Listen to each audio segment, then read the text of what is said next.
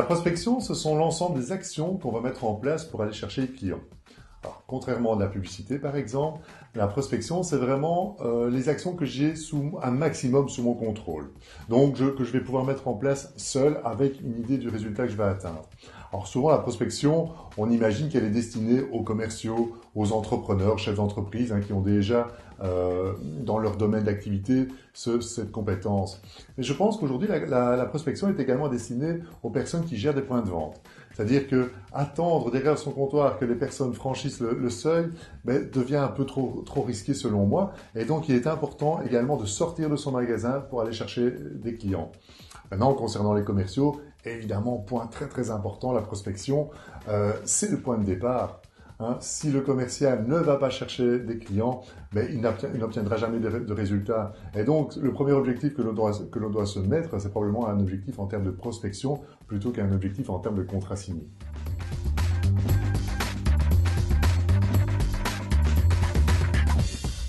Alors, il y a plusieurs possibilités pour prospecter. Simplement, je voudrais rappeler qu'au plus je vais être en contact direct avec mon client, au plus j'ai des chances que ça fonctionne.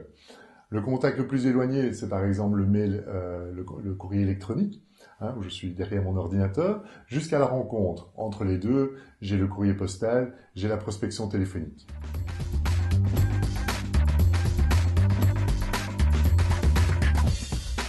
Alors, concernant la prospection téléphonique, nous avons deux grandes écoles, j'ai envie de dire. Une école qui serait plutôt orientée sur la quantité et une école qui serait plutôt orientée sur la qualité. Alors, en termes de quantité, eh bien, on pourrait dire, tous les jours, je téléphone le matin, l'après-midi, en soirée, du lundi au samedi, et effectivement, à terme, je veux obtenir du résultat. Parce que sur la masse d'appels que je vais effectuer, j'obtiendrai des personnes qui seront OK pour me rencontrer, qui seront d'accord pour venir chez moi. Évidemment, à côté de cela, c'est très énergivore et j'aurai, entre guillemets, beaucoup de déchets. Nous avons également donc l'école qui se veut plutôt qualitative. Partir d'une base de données la plus précise possible, base de données que je peux acheter sur le net. Aujourd'hui, ces bases de données sont disponibles avec des noms, avec des personnes de contact, avec des numéros de téléphone. Parenthèse, on ne fait pas toujours attention à cet aspect. Le numéro de téléphone, très important d'avoir le bon numéro de téléphone. Il y a également la base de données que je vais moi-même nettoyer, c'est-à-dire à force de téléphoner, je vais obtenir des précisions sur l'activité de l'entreprise, l'activité de mon client, les moments où il est disponible, les moments où il l'est moins, et d'éventuels changements de numéro de téléphone.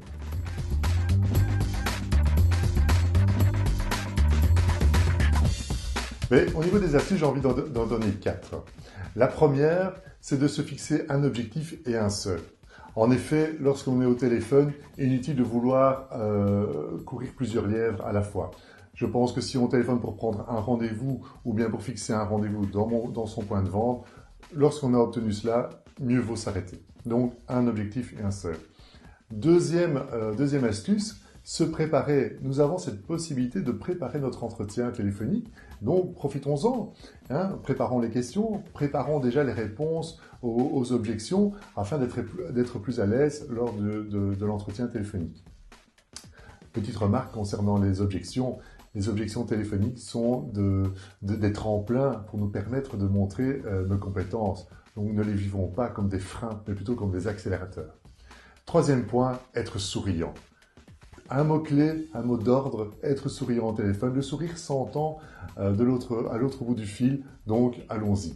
Et enfin, quatrième point, fixons-nous des objectifs en termes de nombre de rendez-vous ou nombre de contacts à rencontrer ou nombre de personnes à réorienter vers le point de vente plutôt que des objectifs en termes de « je dois appeler 50 numéros, point ».